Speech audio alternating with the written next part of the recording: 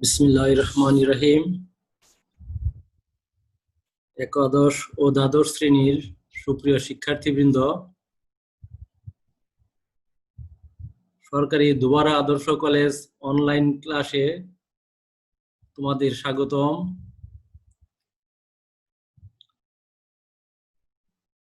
আমার পরিচয় তোমরা সবাই জানো।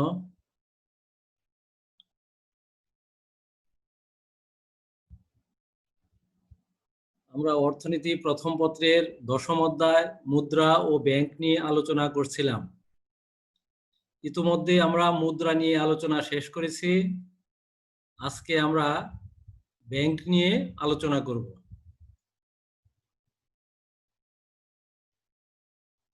নিচের ছবিগুলো লক্ষ্য করো। এখানে কি দেখতে পাচ্ছ? কিছু ভবন। এগুলো কিসের ভবন তোমরা কি চিনতে পারো? শাপলা চত্বর, তোমরা জানো এটা কোথায়? এটা মতিঝিলে, তাই না? ঢাকার মতিঝিলে শাপলা চত্বর। এটা হচ্ছে বাংলাদেশ ব্যাংক। এটা হচ্ছে bank of England, federal reserve system. এগুলো কি? এই বাংলাদেশ ব্যাংক হচ্ছে বাংলাদেশের কেন্দ্রীয় ব্যাংক। ব্যাংক অফ ইংল্যান্ড হচ্ছে যুক্তরাজ্যের কেন্দ্রীয় ব্যাংক বা ইংল্যান্ডের কেন্দ্রীয় ব্যাংক। ফেডারেল রিজার্ভ সিস্টেম হচ্ছে আমেরিকার কেন্দ্রীয় ব্যাংক। তাহলে আজকে আমাদের আলোচ্য বিষয় কেন্দ্রীয় ব্যাংক, সেন্ট্রাল ব্যাংক। কেন্দ্রীয় ব্যাংক আজকের পাঠ শেষে তোমরা কেন্দ্রীয় ব্যাংক কাকে বলে বলতে পারবে, কেন্দ্রীয় ব্যাংকের কার্যাবলী বর্ণনা করতে পারবে। এই দুটা শিক্ষণফল নিয়েছি। আজকের পাঠ শেষে এগুলো তোমরা আয়ত্ত করতে পারবে।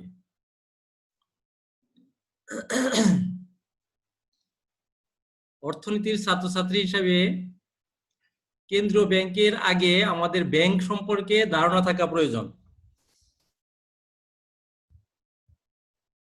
ব্যাংক শব্দটির সাথে প্রায় প্রতিটি মানুষই আজ পরিচিত।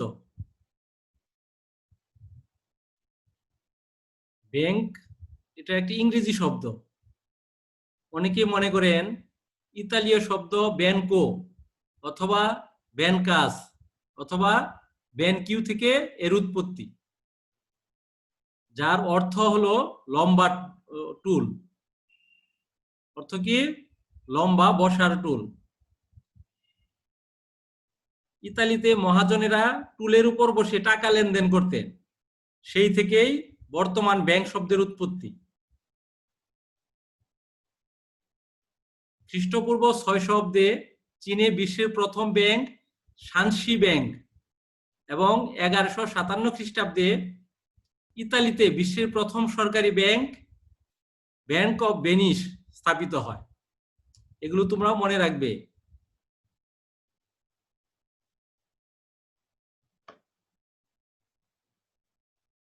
সংজ্ঞাগত দিক থেকে ব্যাংক হচ্ছে এমন একটি আর্থিক প্রতিষ্ঠান যা ব্যক্তি বা প্রতিষ্ঠানের অর্থ আমানত হিসেবে জমা রাখে এবং জমাকৃত অর্থ অলসভাবে ফেলে না রেখে বরং ব্যবসায় বাণিজ্য, উৎপাদন বা ভোগের নিমিত্তে ঋণ দান করে। তারা যে আমানত গ্রহণ করে সে আমানতি অর্থের উপর আমানতকারীকে অপেক্ষাকৃত কম সুদ প্রদান করে, কিন্তু ঋণ গ্রহণকারীর উপর চড়া সুদ আরোপ করে। তাহলে এই যে প্রাপ্ত সুদের উদ্বৃত্ত অংশই ব্যাংকের মুনাফা সৃষ্টি করে। বর্তমানে ব্যাংক মুনাফা অর্জন ছাড়াও বিনিময়ের বিভিন্ন মাধ্যম সৃষ্টি, বিনিময় বিল বাট্টাকরণ, অর্থ এক স্থান বা প্রতিষ্ঠান হতে অন্য স্থান বা প্রতিষ্ঠানে স্থানান্তর এবং অন্যান্য যাবতীয় অর্থ সংক্রান্ত কার্যাবলী সম্পাদন করে। সাম্প্রতিককালে বিভিন্ন দেশে যে ব্যাংক দেখা যায় তাদের সবার কার্যাবলী এক নয় এবং সাংগঠনিক কাঠামোও এক নয়। তাই ব্যাংকে নানা বিষয়ের উপর ভিত্তি করে শ্রেণীবিভাগ করতে হয়। যেমন মালিকানার ভিত্তিতে সরকারি ব্যাংক, বেসরকারি ব্যাংক, আধা সরকারি ব্যাংক, স্বায়ত্তশাসিত ব্যাংক, এগুলো হলো মালিকানার ভিত্তিতে। সংগঠনের ভিত্তিতে একক ব্যাংক ব্যবস্থা, শাখা ব্যাংক ব্যবস্থা, চেইন ব্যাংক ব্যবস্থা, গ্রুপ ব্যাংক ব্যবস্থা, এই ধরনের শ্রেণীবিভাগ করা হয়। আবার কাজের প্রকৃতির ভিত্তিতে কেন্দ্রীয় ব্যাংক, বাণিজ্যিক ব্যাংক, কৃষি ব্যাংক, শিল্প ব্যাংক, সমবায় ব্যাংক, উন্নয়ন ব্যাংক ইত্যাদি এই ধরনের শ্রেণীবিভাগে শ্রেণীভুক্ত করা হয়। তাহলে আমরা শিখন ফলে আলোচনার জন্য যে ব্যাংকটি নিয়েছি তা হলো কেন্দ্রীয় ব্যাংক। তাহলে আজকে আমাদের আলোচ্য বিষয় কেন্দ্রীয় ব্যাংক নিয়ে আমরা আলোচনা শুরু করি। প্রথমেই যে কেন্দ্রীয় ব্যাংক কাকে বলে? যে আর্থিক প্রতিষ্ঠান দেশের ব্যাংক ব্যবস্থার শীর্ষে অবস্থান করে অন্যান্য ব্যাংকের কার্যাবলী তত্ত্বাবধান ও নিয়ন্ত্রণ করে, দেশের অর্থ প্রচলনের একচেটিয়া অধিকার ভোগ করে, সরকারের পক্ষে লেনদেনের কাজ ও আর্থিক পরামর্শদাতা হিসেবে কাজ করে এবং দেশের সার্বিক কল্যাণ সাধনের লক্ষ্যে অর্থনৈতিক স্থিতিশীলতা বজায় রাখতে সচেষ্ট থাকে, তাকে কেন্দ্রীয় ব্যাংক। এটাই হলো কেন্দ্রীয় ব্যাংকের সংজ্ঞা।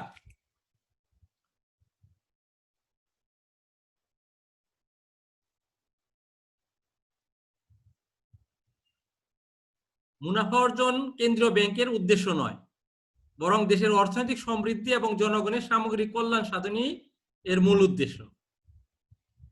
বিশ্বের প্রায় প্রতিটি দেশেই একটি করে কেন্দ্রীয় ব্যাংক রয়েছে। যেমন আমরা নিচে দেখি, এখানে কি বিশ্বের বিভিন্ন দেশে কেন্দ্রীয় ব্যাংক প্রতিষ্ঠার সাল ও মুদ্রার নাম দেয়া আছে, তোমরা এগুলো জেনে রাখবে।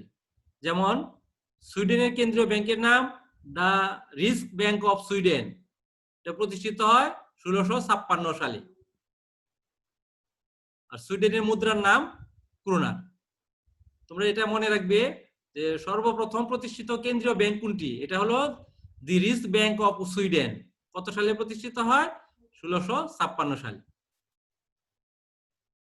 এরকম যুক্তরাজ্যের কেন্দ্রীয় ব্যাংকের নাম ব্যাংক অফ ইংল্যান্ড, ফ্রান্সের কেন্দ্রীয় ব্যাংকের নাম ব্যাংক অফ ফ্রান্স, নেদারল্যান্ডসের দি ব্যাংক অফ নেদারল্যান্ডস, ডেনমার্কের the national bank of Denmark, স্পেনের ব্যাংক অফ স্পেন, জাপানের bank of Japan, Italy bank of Italy, Switzerland the Swiss national bank, যুক্তরাষ্ট্র the federal reserve system, Russia the গজ bank, পূর্ব নাম ছিল bank of Russia, চীনের কেন্দ্রীয় bank bank of China, তুরস্কের কেন্দ্রীয় bank central bank of republic of Turkey, কানাডার কেন্দ্রীয় ব্যাংক ব্যাংক অফ কানাডা, ভারতের কেন্দ্রীয় bank reserve bank of India, ব্রাজিলের কেন্দ্রীয় ব্যাংক ব্যাংকোডা Brazil, Pakistan state bank of Pakistan, আর আমাদের দেশ বাংলাদেশের কেন্দ্রীয় ব্যাংকের নাম কি?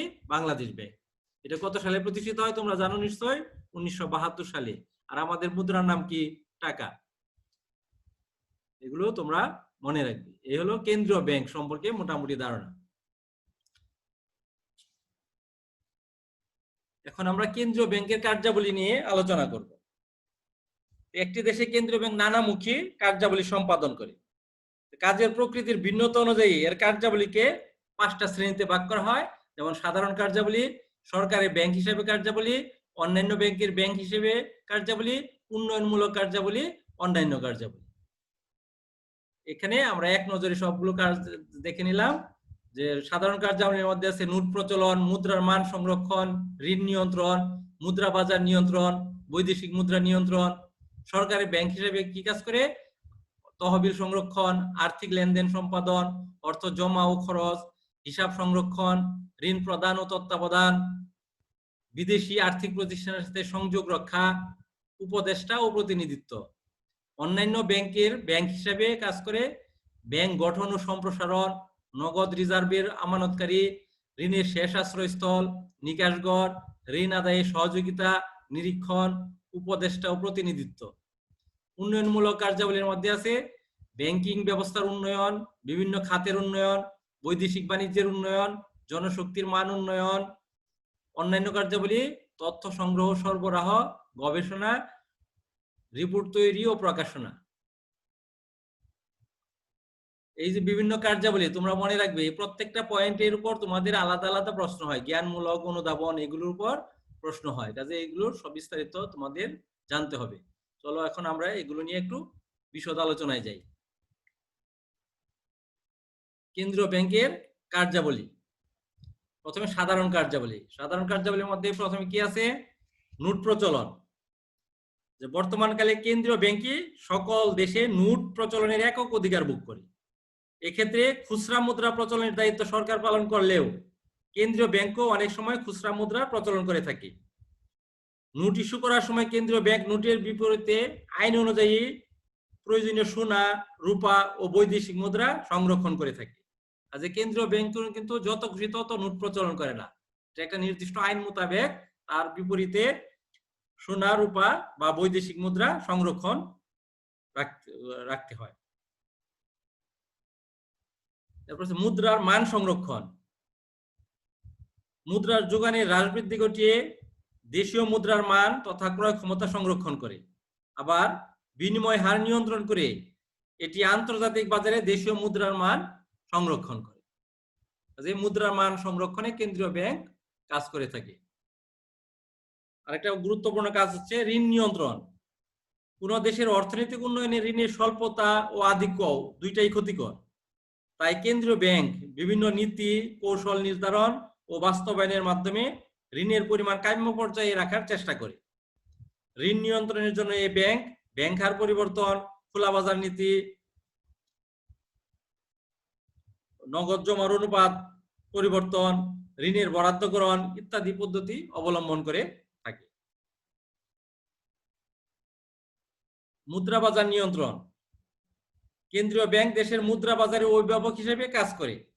মুদ্রা বাজারের পরিচালক ও নিয়ন্ত্রক হিসেবে এই ব্যাংক দেশে মুদ্রা ও ঋণের পরিমাণ নিয়ন্ত্রণ, মুদ্রা সরবরাহের স্থিতিশীলতা রক্ষা, বিনিময় হার নির্ধারণ এবং বিভিন্ন ব্যাংক ও আর্থিক প্রতিষ্ঠান সমূহকে সহায়তা দেয় ও তাদের কার্যাবলী নিয়ন্ত্রণ করে। বৈদেশিক মুদ্রা নিয়ন্ত্রণ। একটি দেশের বৈদেশিক বাণিজ্যের সাফল্য অনেকাংশে বৈদেশিক মুদ্রার সুষ্ঠু পরিচালনা ও নিয়ন্ত্রণের উপর নির্ভর করে। কেন্দ্রীয় ব্যাংক মুদ্রার বৈদেশিক মূল্য নিয়ন্ত্রণে বৈদেশিক বিনিময় নিয়ন্ত্রণ করে থাকে। এই সাধারণ কার্যাবলী করে থাকে কেন্দ্রীয় ব্যাংক। সরকারের ব্যাংক হিসেবে কার্যাবলী।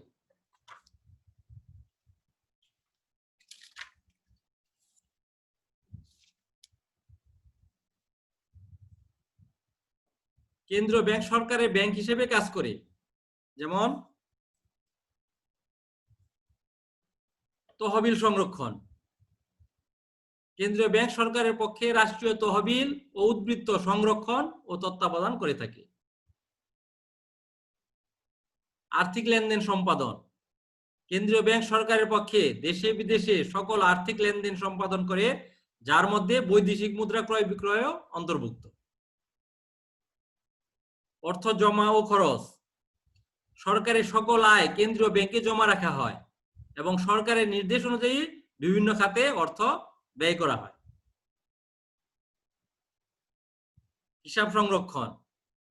কেন্দ্রীয় ব্যাংক সরকারের বিভিন্ন বিভাগ, বোর্ড, মন্ত্রণালয় ও প্রতিষ্ঠানের যথাযথ হিসাব সংরক্ষণ ও পরিচালনা করে।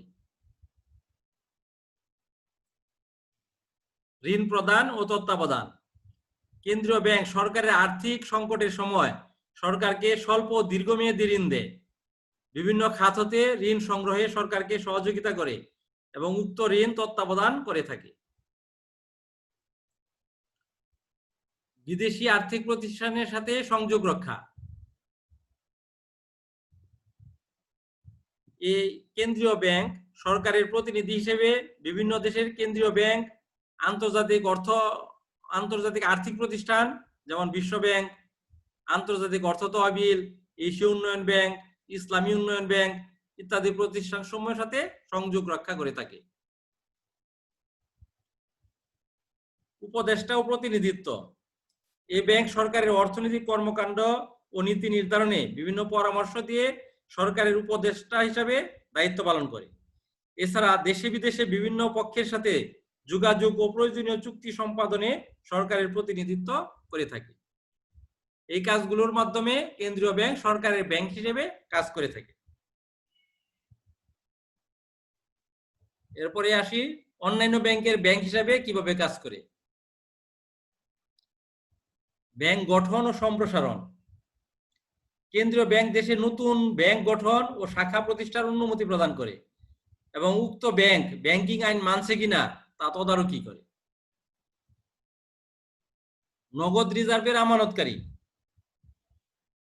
বাণিজ্যিক ব্যাংক সমূহকে তাদের সংগৃহীত আমানতের একটি নির্দিষ্ট অংশ কেন্দ্রীয় ব্যাংকে জমা রাখতে হয়। কেন্দ্রীয় ব্যাংক বাণিজ্যিক ব্যাংকের ঋণ নিয়ন্ত্রণের জন্য এই হার হ্রাস বৃদ্ধি করে থাকে।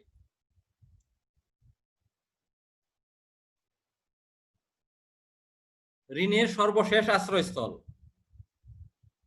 কেন্দ্রীয় ব্যাংক বাণিজ্যিক ব্যাংক সমূহকে বিপদের সময় অর্থাৎ আর্থিক সংকটের সময় ঋণ দিয়ে থাকে। বাণিজ্যিক ব্যাংক যখন তার প্রয়োজনীয় অর্থ কোথাও থেকে সংগ্রহ করতে পারে না, তখন কেন্দ্রীয় ব্যাংকের দ্বারস্থ হয়। কেন্দ্রীয় ব্যাংক বিভিন্ন রকমের বিল, হুন্ডি বা ঋণপত্র ভাঙিয়ে বা জমা রেখে ঋণ প্রদান করে। তাই কেন্দ্রীয় ব্যাংককে ঋণ দানের শেষ আশ্রয়স্থল বলা হয়। আর বাণিজ্যিক ব্যাংকের প্রতি জনগণের আস্থা রক্ষায়ও সর্বশেষ সম্বল।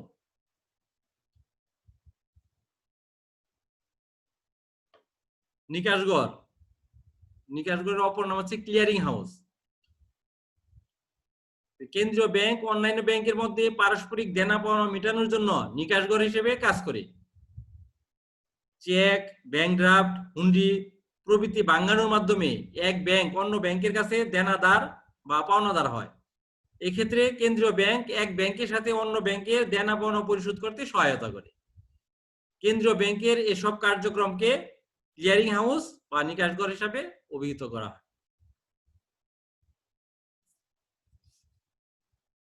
এরপরে ঋণ আদায়ে সহযোগিতা, যে কেন্দ্রীয় ব্যাংক সরকারকে উৎসাহ দিয়ে আইন প্রণয়নের মাধ্যমে তালিকাভুক্ত ব্যাংক সমূহে ঋণ আদায়ে সহযোগিতা করে।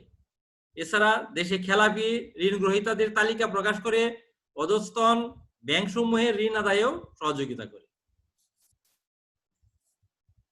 নিরীক্ষণ, দেশে বাণিজ্যিক ব্যাংক সমূহ সঠিকভাবে তাদের খাতাপত্র ও হিসাবপত্রাদি সংরক্ষণ করছে কিনা তা কেন্দ্রীয় ব্যাংক নির্দিষ্ট সময়ান্তে সতর্কতার সাথে নিরীক্ষণ করে।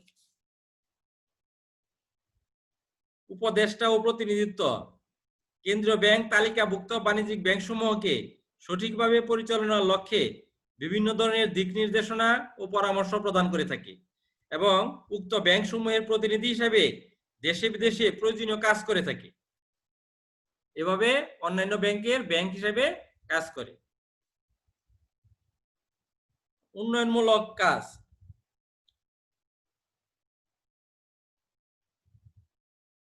ব্যাংকিং ব্যবস্থার উন্নয়ন, কেন্দ্রীয় ব্যাংক বিভিন্ন নিয়ম নীতি নির্ধারণের মাধ্যমে ব্যাংক প্রতিষ্ঠা, নতুন শাখা স্থাপন ও ব্যাংকিং কার্যক্রম সম্প্রসারণে সার্বিক সহযোগিতা প্রদান করে।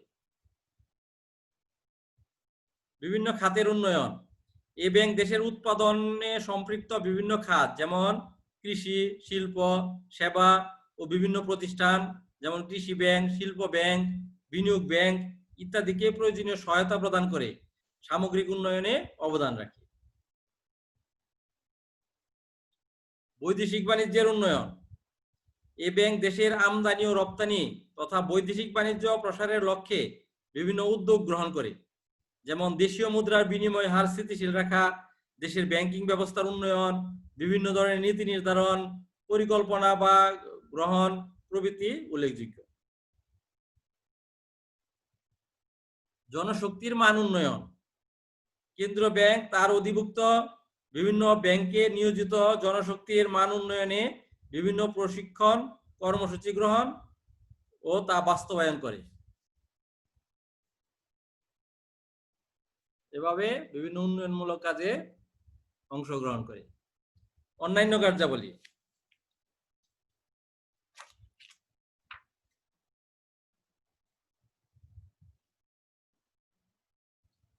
তথ্য সংগ্রহ ও সরবরাহ, সরকারের ব্যাংক ও অন্যান্য ব্যাংকের ব্যাংক হিসেবে কেন্দ্রীয় ব্যাংক অর্থ সংক্রান্ত যাবতীয় তথ্য সংগ্রহ করে এবং তা সংশ্লিষ্ট ব্যক্তি বা প্রতিষ্ঠানকে সরবরাহ করে। গবেষণা, একটি দেশের সামগ্রিক অর্থনীতির অগ্রগতি, নতুন নতুন অর্থনৈতিক পরিকল্পনা প্রণয়ন ও বাস্তবায়নে কেন্দ্রীয় ব্যাংক গবেষণা করে থাকে। রিপোর্ট তৈরি ও প্রকাশনা। কেন্দ্রীয় ব্যাংক দেশের অর্থনৈতিক ও ব্যাংকিং ব্যবস্থার চিত্র, সার্বিক কার্যক্রমের উপর রিপোর্ট তৈরি, প্রকাশ এবং তা বিক্রয়ের ব্যবস্থা করে। তাহলে সংক্ষেপে বলা যায়, ব্যাংক ব্যবস্থার অভিভাবক হিসেবে নোট প্রচলন ছাড়াও কেন্দ্রীয় ব্যাংক দেশের অর্থনৈতিক, বাণিজ্যিক, কৃষি ও শিল্প উন্নয়ন অর্থাৎ সামগ্রিক উন্নয়নে গুরুত্বপূর্ণ কার্যাবলী সম্পাদন করে থাকে। এ হলো কেন্দ্রীয় ব্যাংকের কার্যাবলী। এখানে তোমরা বিশেষ করে কেন্দ্রীয় ব্যাংকের যে সাধারণ কার্যাবলী, নোট প্রচলন, ঋণ নিয়ন্ত্রণ, সরকারি ব্যাংক হিসেবে কার্যাবলীর মধ্যে আছে তহবিল সংরক্ষণ, অর্থ জমা ও খরচ, বিদেশি আর্থিক প্রতিষ্ঠানের সাথে সংযোগ রক্ষা, অন্যান্য ব্যাংকের ব্যাংক হিসেবে এর মধ্যে আছে ঋণের সর্বশেষ আশ্রয়স্থল, নিকাশঘর।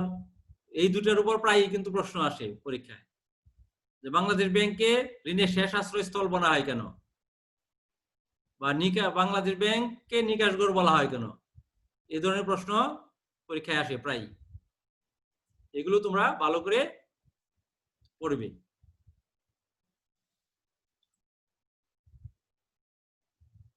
এই ছিল আজকের আমাদের পাঠ। চলো এখন আমরা তোমাদেরকে একটু মূল্যায়ন করে নেই। কেন্দ্রীয় ব্যাংক কাকে বলে মনে আছে? কি বলেছিলাম? যে আর্থিক প্রতিষ্ঠান দেশের ব্যাংক ব্যবস্থার শীর্ষে অবস্থান করে অন্যান্য ব্যাংকের কার্যাবলী তত্ত্বাবধান ও নিয়ন্ত্রণ করে, দেশের অর্থ প্রচলনের একচেটিয়া অধিকার ভোগ করে, সরকারের পক্ষে লেনদেনের কাজ ও আর্থিক পরামর্শদাতা হিসেবে কাজ করে, এবং দেশের সার্বিক কল্যাণ সাধনের লক্ষ্যে অর্থনৈতিক স্থিতিশীলতা বজায় রাখতে সচেষ্ট থাকে, তাকে কেন্দ্রীয় ব্যাংক বলে। বাংলাদেশের কেন্দ্রীয় ব্যাংকের নাম কি? এটা একটা জ্ঞানমূলক প্রশ্ন, সবাই জানো। বাংলাদেশের কেন্দ্রীয় ব্যাংকের নাম বাংলাদেশ ব্যাংক। কেন্দ্রীয় ব্যাংকে ঋণ দানের শেষ আশ্রয়স্থল বলা হয় কেন মনে আছে?